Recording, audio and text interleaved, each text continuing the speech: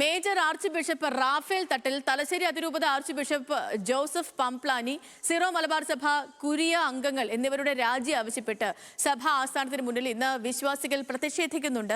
സഭയുടെ ഔദ്യോഗിക കുർബാനയായ സിന കുർബാനയെ അനുകൂലിക്കുന്ന എറണാകുളം അങ്കമാലി അതിരൂപത അംഗങ്ങളാണ് പ്രതിഷേധവുമായി ഇന്ന് മൗണ്ട് സെയിന്റ് തോമസ് വളയുന്നത്.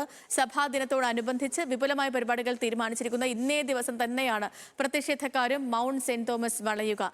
സഹിൻ ആന്റണി വിവരങ്ങളുമായി ചേരുന്നു. സഹിൻ, വിവരങ്ങൾ എങ്ങനെയാണ്?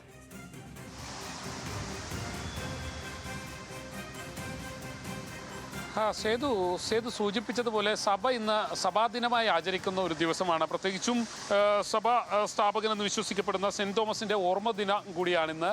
അതുകൊണ്ട് തന്നെ ഇന്ന് സഭാദിനമായി അവർ ആചരിക്കുന്ന ഒരു ദിവസമാണ്. അതേ ദിവസം തന്നെയാണ് സഭാവിശ്വാസികൾ സഭയുടെ സെന്റ് തോമസ് മൗണ്ട് വളയാൻ തീരുമാനിച്ചിരിക്കുന്നതും.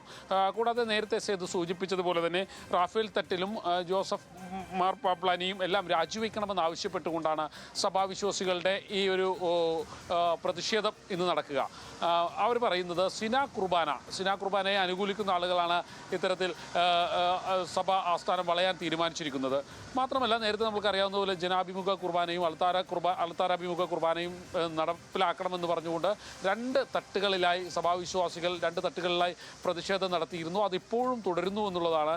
ഇതിനിടയിൽ തന്നെ ക്യാബിനറ്റ് പദവിയിലുള്ള സണ്ണി ജോസഫ്, ഒപ്പം തന്നെ റോജി എം ജോൺ, കൂടാതെ മറ്റ് അബു ജോൺ ജോസഫ് എന്നീ ആളുകളെ എല്ലാം ഇന്ന് അവിടെ വിളിച്ചു വരുത്താനും അവർക്ക് വേണ്ട പിന്തുണ സഭ പ്രഖ്യാപിക്കാനും എല്ലാം തീരുമാനിച്ചിരിക്കുന്നത്.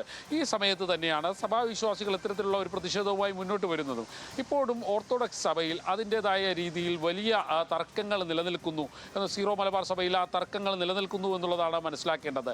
എന്തായാലും ആ തർക്കം തുടരുന്ന സാഹചര്യത്തിൽ തന്നെയാണ് സഭാ ദിനമായ ഇന്ന് സെന്റ് തോമസ് മൗണ്ടിൽ എത്തുകയും വിശ്വാസികൾ എത്തുകയും ആ സഭാസ്ഥാനം വളയാൻ തീരുമാനിച്ചിരിക്കുകയും എല്ലാം ചെയ്യുന്നത്.